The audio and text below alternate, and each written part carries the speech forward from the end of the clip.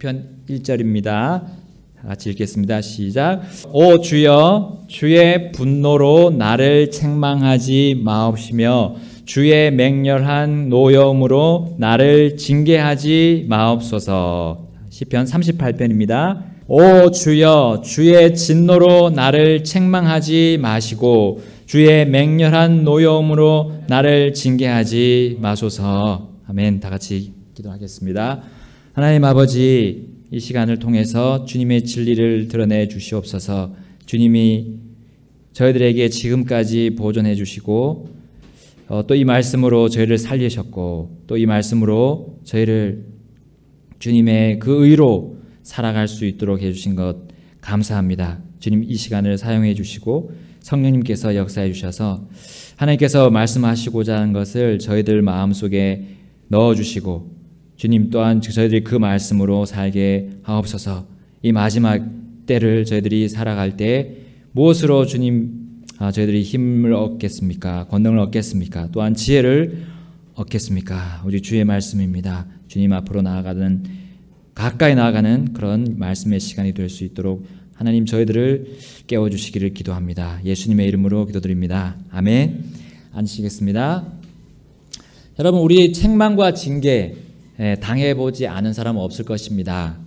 책망, 우리 그 징계, 벌이죠, 벌. 부모님 아래 태어난 우리 자녀들은 가정에서 그것을 경험합니다. 가정에서 많이 경험하죠. 혹은 그렇지 못한 부모에게 버려진 아이들도 있습니다. 이런 아이들도 보호소에 가서 거기서 또 그 관리자에게 책망과 징계를 받습니다. 거기에 그 질서에 맞게. 자, 인류 역사상 첫 책망과 첫 징계를 받은 인류, 우리 아담과 이브였습니다. 그 이유, 그 책망을 받은 이유, 그 징계를 받은 이유가 무엇이었습니까? 바로 하나님께서 명령하신, 바로 그들이 잘 되도록 주신 그 선을 그들이 넘어갔기 때문입니다. 그 이후로는 이제 가정에서 항상 이런 일들이 계속 이어지고 있습니다. 우리 자녀들을 책망하고 또 징계하는 일이 계속 이어지고 있어요. 왜 부모님이 자녀들을 책망합니까? 왜 징계합니까? 자녀가 잘 되도록 하기 위함이죠. 자, 우리 다윗도 과거에 지은 죄들로 인해서 하나님으로부터 책망과 징계를 받는 장면을 우리 오늘 두 구절을 통해서 읽었어요.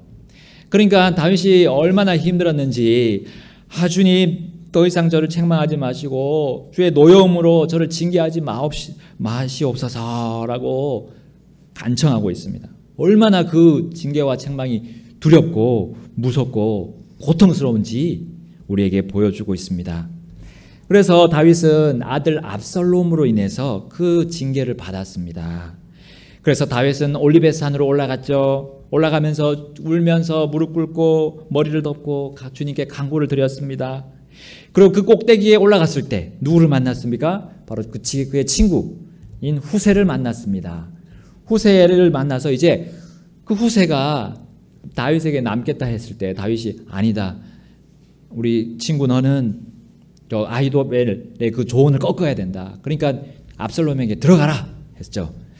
자, 그래서 이 후세가 어쩌면 다윗의 마지막 그 히든 카드, 이제 생명줄과 같았습니다. 이제 백성들을 이끌고 피신하고 있던 다윗은 이제 곧 추격을 당해서, 압살롬의 군대에 추격을 당해서 이제 거의 잡혀 죽게 되는 그런 위기에 처해 있었습니다. 이런 어려움 속에서 다윗은 어떠했습니까? 마음으로 무거움과 그런 책임을 느끼고 있었어요. 그것이 너무나 크니까 고통스러웠습니다. 그래서 그에게 주신 징계가 좀 이제 끝나기를 바랬던 거예요. 그 중압감이 다윗을 눌렸습니다. 그럼에도 백성들에게 그 자신의 연약함과 괴로움을 이렇게 다윗은 보여줄 수가 없었어요. 자, 이 왕으로서의, 이 권위자로서의 힘든 게 바로 이런 겁니다. 이 힘든 걸 다 드러낼 수가 없습니다. 자, 그래서 다윗은 끊임없이 누구를 찾았습니까? 주님을 찾았던 겁니다. 사람들이 들어주고, 사람들이 생각해주고, 사람들이 동감해주기 그 힘든 그의 고통, 그 고통들을 하나님은 다 들어주실 것으로 믿고 나아갔던 거예요. 바로 그렇게 하나님은 그것을 들어주셨고, 그것을 여기 성경에 기록하셨습니다. 왜 다윗의 그 고통들을 또 징계들을 다 기록하셨을까요? 자, 오늘 그 이유가 무엇인지 살펴보겠습니다. 자, 우리 바울은 로마서 15장 4절에 이렇게 말씀하고 있습니다. 무엇이든지 전에 기록된 것은, 자, 전에 기록된 것이 뭡니까? 구약 성경이죠. 오늘 시편도 포함되는 겁니다.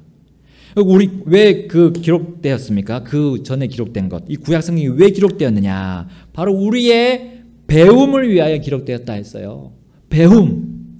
자, 이것은 우리가 성경 기록들이 주는 인내와 위로를 통해 소망을 가지게 하려 함이라. 아멘.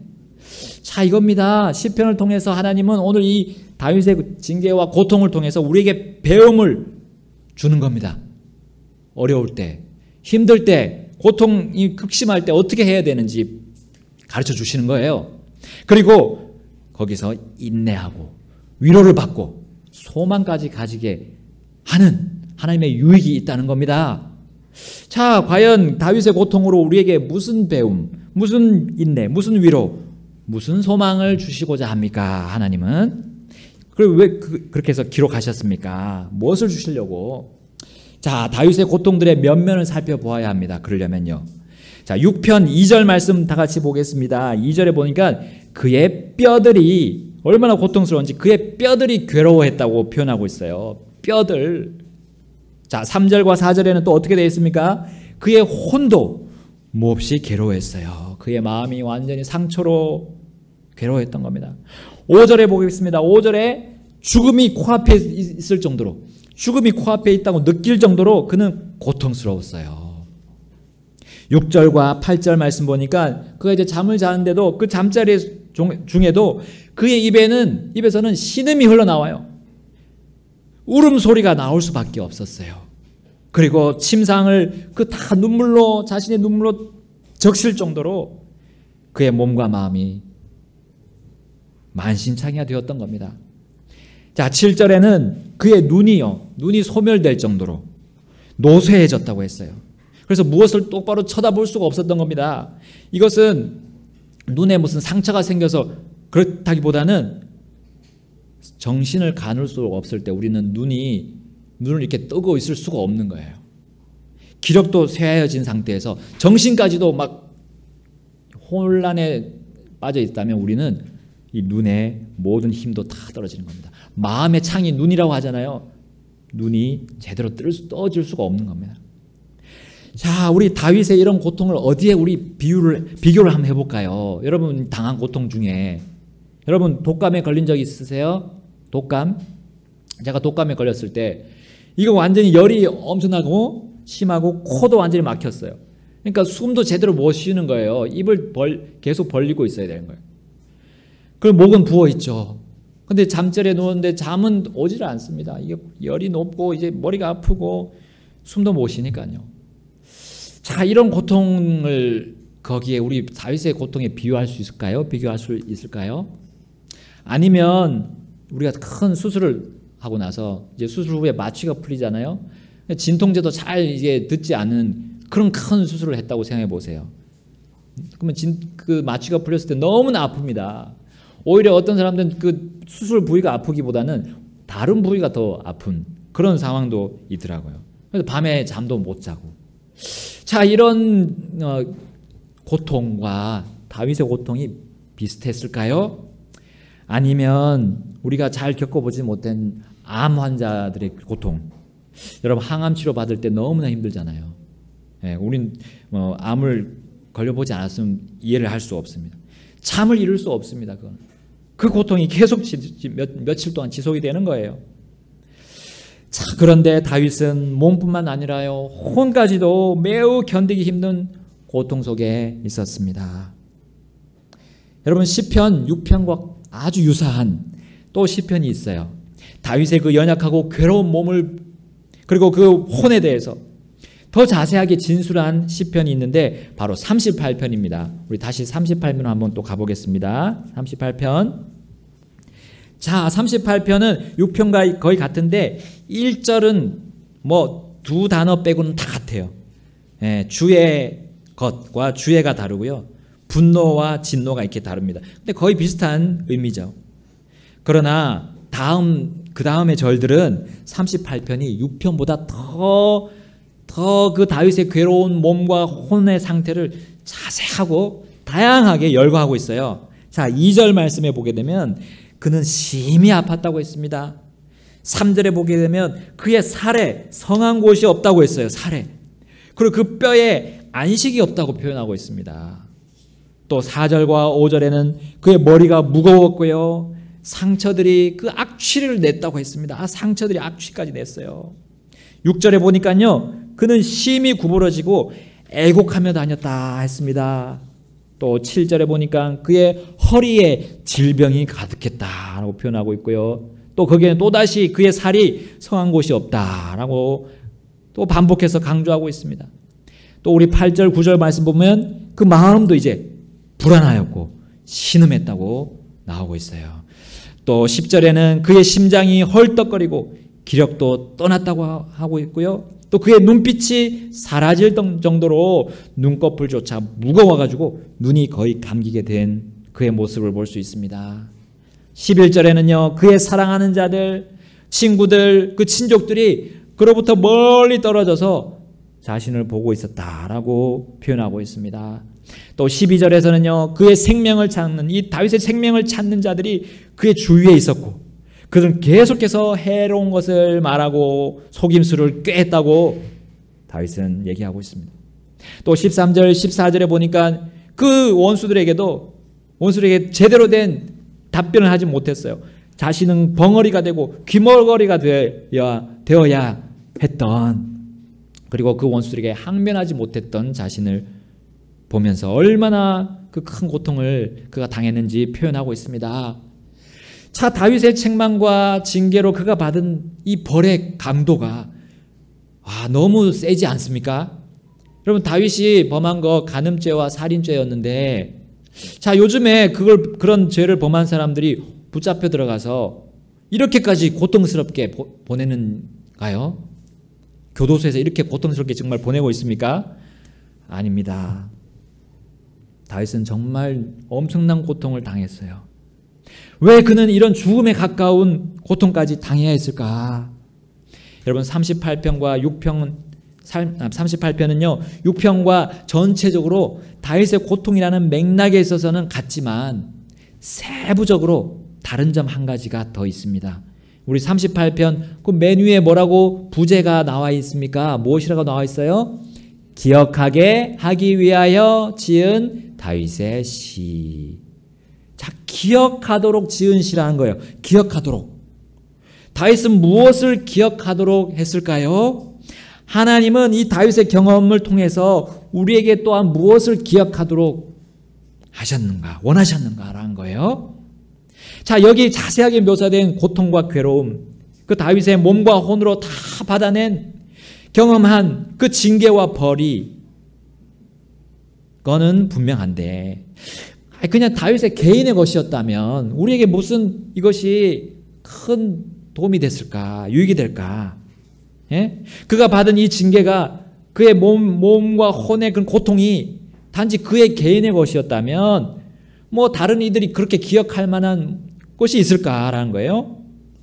그리고 그 징계에 따르는 고통의 원인이 다윗이나 아니면 그 주위에 그냥 사람들 때문이었다면 우리 삶에 그의 그 고통이 무슨 유익이 되었을까? 그게 뭐 크게 귀중한 것이었을까? 우리는 이렇게 생각해 볼 수 있습니다.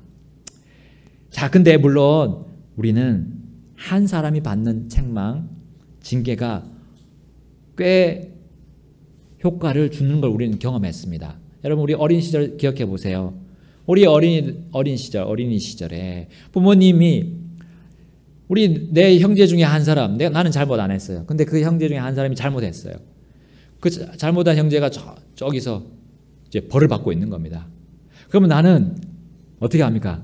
내 방으로 싹 들어가죠. 도망가듯이 도망갑니다. 근데 거기서 이제 맞는 소리가 들립니다. 짝짝 소리가 들리면 내가 지금 고통스럽게 내가 받고 있는 것처럼 눈을 막 질끈질끈 감고, 예? 그 다음부터 어떻게 합니까? 열심히 막 공부하고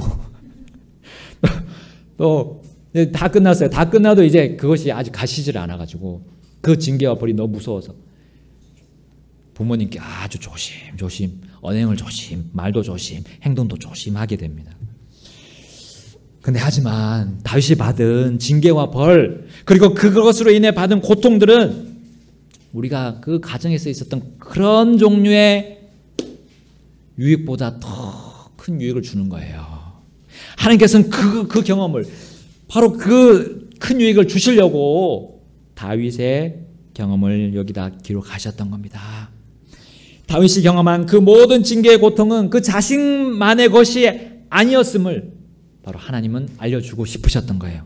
그리고 그 고통의 출처가 다윗이나 아니면 다른 사람들로부터 온 것만이 아님을 알려주시고자 하셨던 겁니다. 그 모든 징계와 고통의 원인과 출처의 중심에는 누가 계셨냐?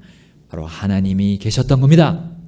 우리 6편과 38편에서 다윗은 자신의 책망과 징계를 누구로부터 왔다고 말하고 있습니까? 바로 주님으로부터, 하나님부터 왔다고 그는 확고하게 증언하고 있어요. 다윗이 이 받은 경험으로 먼저는 하나님이 얼마나 두려우신 분인가, 얼마나 무서우신 분인가라는 것을 배우도록 하시는 겁니다. 하나님이 얼마나 두려우신 것을 배우게 되면 우리는 함부로 말을 함부로 하거나 행동을 함부로 하거나 우리의 마음을 악하게 먹을 수가 없다는 거예요. 다윗의 이 경험으로 하나님은 바로 하나님의 말씀을 두려워하도록, 바로 그렇게 하나님을 기억하도록 했던 겁니다. 하나님에 대해서 배우고 확신하면 하나님을 결코 하나님 앞에서 가볍게 맹세하는 그런 일이 없을 것입니다. 하나님의 말씀을 두려웠게 생각하면 시험과 유혹에서도 우리는 인내할 수 있을 겁니다. 하나님이 그 위에서 주관하고 계시니까요. 모든 것을 붙잡고 가시니까요.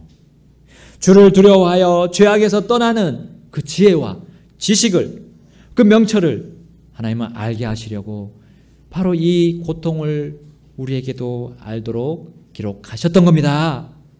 결국 징계와 고통 속에 있을 때 하나님만으로 우리는 오히려 위로받고 하나님만으로 소망 중에 살게 하도록 하심입니다.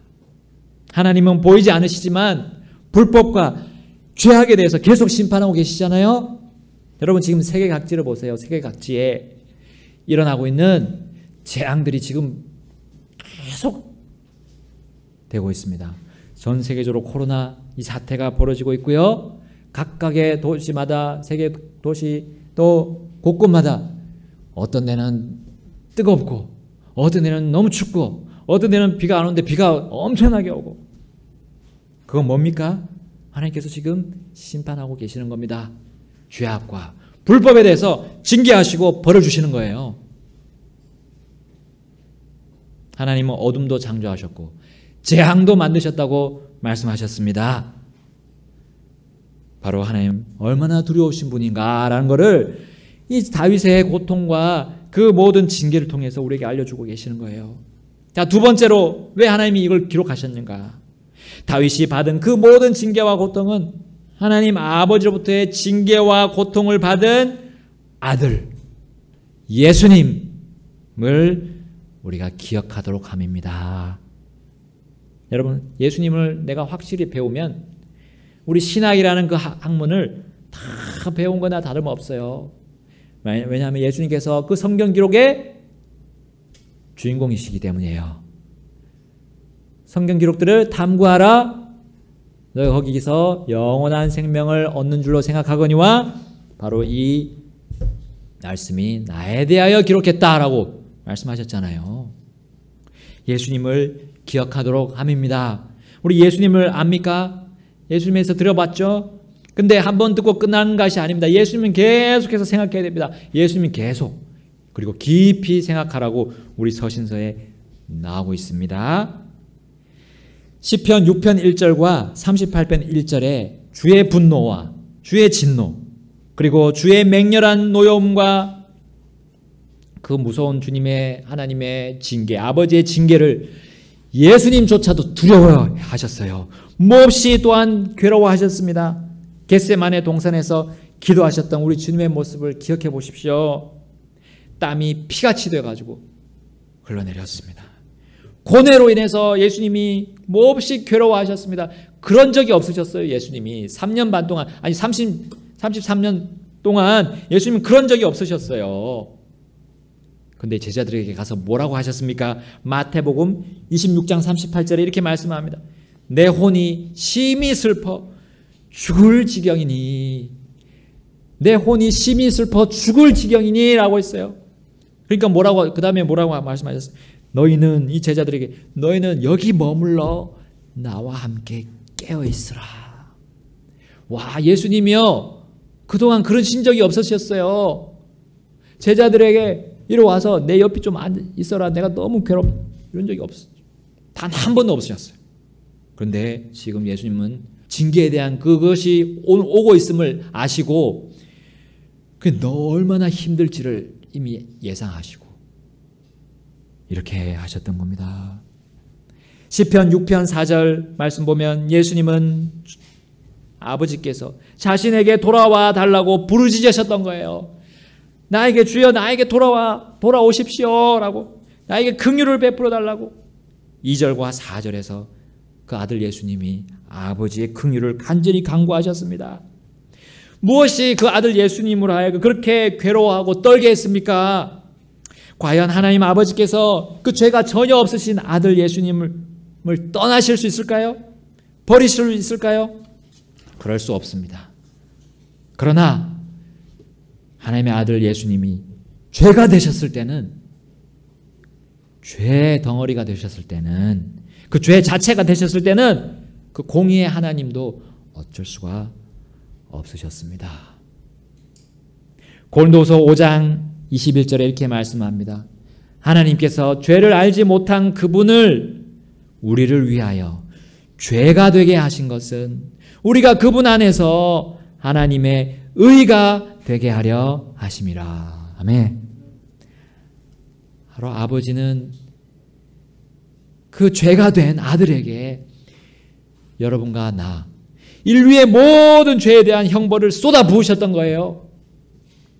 그 형벌의 고통이 그 어떤 사람의 고통보다 극심하다는 것을 바로 다윗의 고통을 통해서 보여주셨던 겁니다.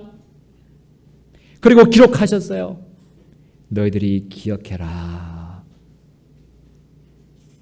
잊지 말아라 라는 거예요. 그래서 아들 예수님은 십자가 형벌을 받을 때 자신의 아버지를 아버지라 부르지 못했습니다.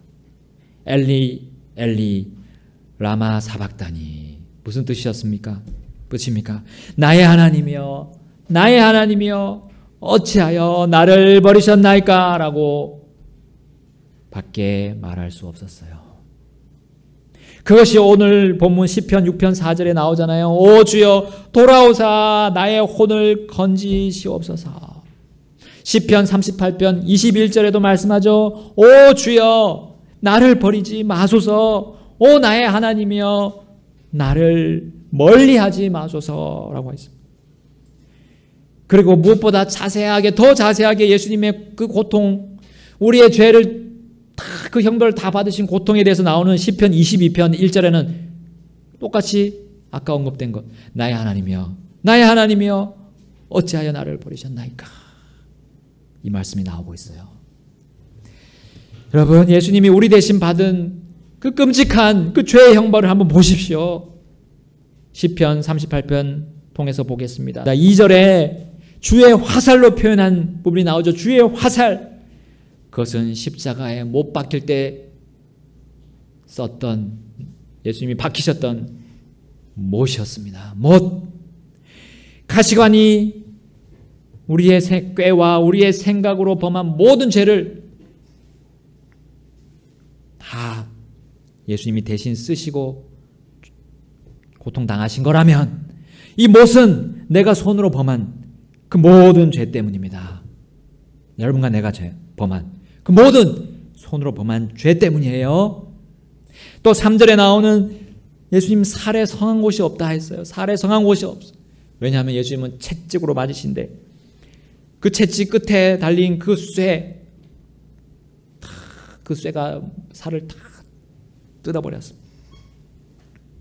이렇게 맨들맨들한 살이 없게 되어버리셨어요. 예수님의 몸이 전체가요. 이것은 뭡니까? 내 몸으로 행한 죄들 때문입니다. 죄 때문에, 내 죄 때문에 그렇게 되셨습니다. 4절에 보면 아들의 그 머리와 몸을 무겁게 짓누른 불법들을 한번 보십시오. 5절에 아들의 그 온몸에서 악취를 내며 썩은 뇌를 풍기게 만든 그 어리석음을 보십시오. 그 불법과 그 어리석음은 다름 아닌 우리 한 사람 한 사람, 각 사람, 모든 사람의 죄를 다 보여주는 겁니다. 나는 하나님을 믿지 않아. 나는 하나님 믿지 않아. 믿지 않을 거야. 자, 이것이 불법입니다. 나는 하나님 없다고 생각해. 하나님 어디 있어? 보이지도 않는데. 이것이 우리 인간의 어리석음입니다. 그런데 이러한 사람의 불법의 생각, 이런 사람의 어리석음의 생각을 정죄당하시려고 예수님이 대신 당하시려고 그렇게 쓴 것이 가시관이었습니다. 왕관이 아니라 가시관이었던 거예요. 그리고 그 죄의 생각에 의한 악취가 그 예수님의 온 몸을 덮었던 겁니다. 이 정도로 우리 각자의 하나님을 거부한 그 죄가 더럽고 추악하고 어마어마하게 큰 죄라서 우리를 다 지옥에다 던져놓는 겁니다. 영원히 멸망당하게 하는 큰 죄라는 거예요. 이 시편 말씀으로 그것을 기억하고 잊지 말게 하고자 하심이었던 겁니다.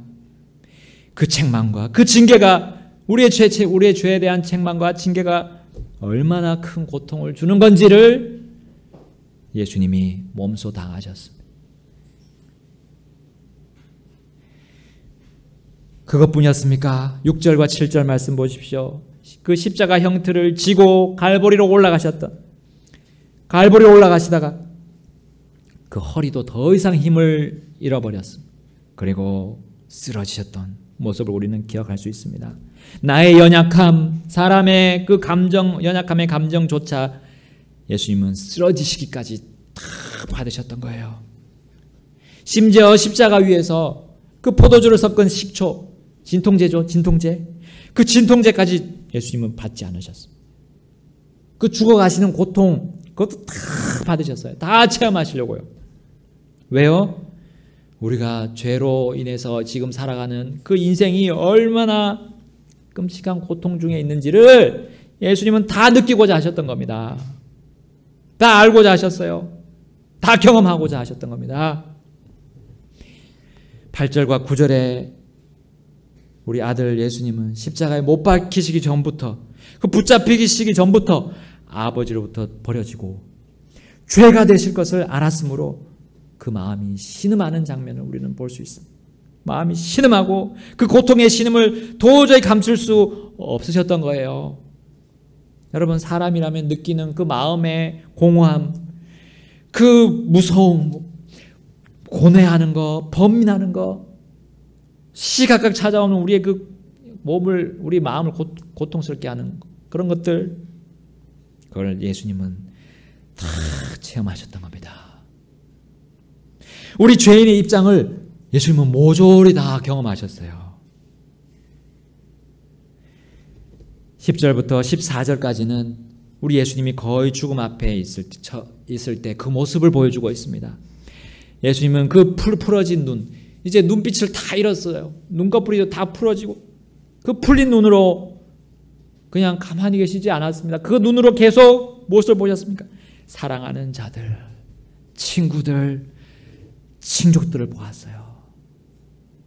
그러면서 그 요한, 자기의 제자, 사랑하는 제자에게 뭐라고 했습니까? 내 어머니를 보라. 이제 홀로 남을 마리아, 그 어머니를 요한에게 인수인계했습니다. 여러분, 그분의 신실함을 보세요.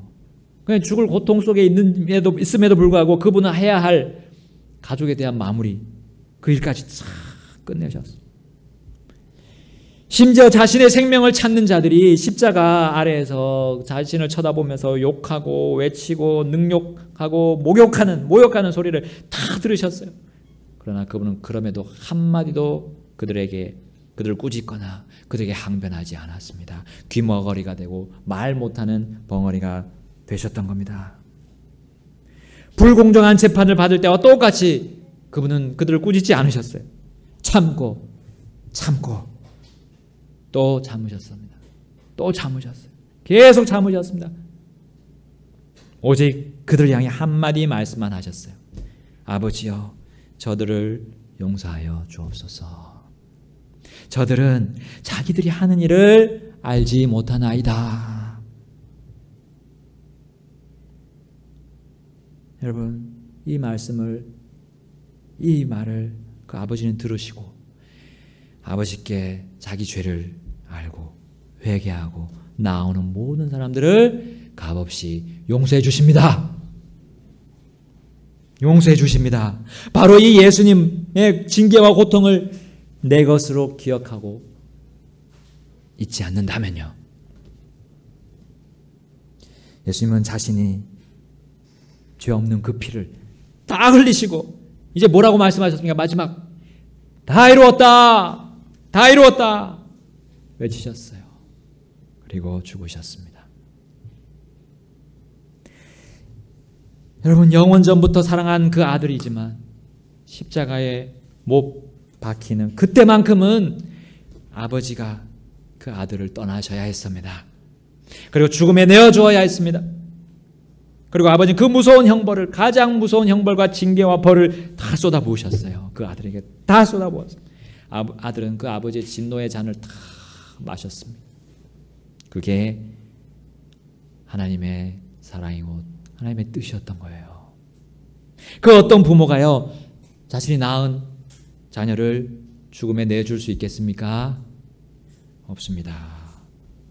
그러나 그렇게 해야만 모든 인류의 죄값을 담당할 수 있다면 그 일을 하나님 아버지와 아들은 해야 했고, 그리고 완성하시고 성취하셨던 겁니다.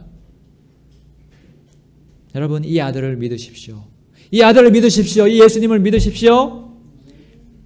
그러면 여러분은 어떤 죄라도 용서받게 됩니다. 그리고 그 다음부터 그 죄에 대해서 쉽게 다시 짓지 못할 것이에요. 믿었다면 이제 어떻게 합니까? 그 예수님을 신뢰하고 잊지 않는 겁니다. 우리 많은 사람들은 어떤 사건, 사고가 터졌을 때 그것을 잊지 맙시다. 그 고통스러운 사고, 사건들을 우리 기억합시다 라고 막 구호를 외치잖아요. 그러나 이거 하나는 정말 잊지 말아야 할 것이, 바로 예수님이 나의 죄 때문에 십자가에 못 박혀 고통당하시고 죽으셨다는 거 잊지 맙시다. 어떤 일이 있더라도요. 이 놀라운 사실은요, 사람의 한계를 뛰어넘고 능가하는 하나님의 권능이고 사랑입니다. 하나님의 지혜입니다. 우리는 도저히 이해할 수 없어요. 왜 하나님 그렇게 하셔야 됩니까? 우리 이해할 수 없습니다. 이 위대한 사실은 그 어떤 사람도 흉내낼 수 없습니다. 흉내낼 수 없는 사랑입니다. 이 무섭고 고통스러운 징벌은 그 어떤 사람도 겪을 수 없고 겪어본 적도 없고 겪을 수도 없는 겁니다. 이렇게 가장 큰 징계와 고통을 당하신 예수님을 보여주시려고요, 이 시편을 기록하셨습니다. 기억하라고, 잊지 말라고요. 그리고 우리는 영원히 이것을 기억할 겁니다. 주님, 예수님을 내 구주로 믿었다면요, 받아들였다면. 여러분, 내가 지금 겪고 있는 것, 겪었던 것, 그리고 앞으로 겪을 그 어떤 고통도 이 고통만 하지 못합니다. 손톱의 때만큼도 따라가지 못해요. 그 어떤 고통이라도, 그 어떤 무서움이라도, 그 어떤 괴로움이라도 우리가 주님의 이 고통과 괴로움, 징계를 기억한다면 우리 견딜 수 있습니다. 이 말씀이 우리에게 위로와 소망을 주지 않습니까? 그리고요, 또한 우리 이 코로나 시대에 무서워 떨고 뭘 해야 될지 모르는 불신자들 너무나 많습니다. 우리 이분 예수님을 선포해야 하지 않겠습니까? 우리 지금 쉬는 때가 아니에요. 쉬면 안 됩니다. 이거 예수님 계속 전해야 됩니다. 여러분, 우리의 예배의 자유가 지금 막 무너지고 있는데 왜 우리가 예배의 자유를 지키고 수호해야 합니까? 이런 자들, 지금 지옥에 가고 있는 자들이 너무나 많기 때문입니다. 이런 자들을 기억하라라는 하나님의 의도를 우리는 그 뜻을 받아들여야 합니다. 그럼 우리 삶을 다시 재정비해야 됩니다. 예수님을 전해야 합니다. 예수님이 받은 그 고통과 징계가 그들을 위한 것이기 때문이에요. 구원받지 못한 그들을 위한 것이기 때문입니다. 다 같이 기도하시겠습니다.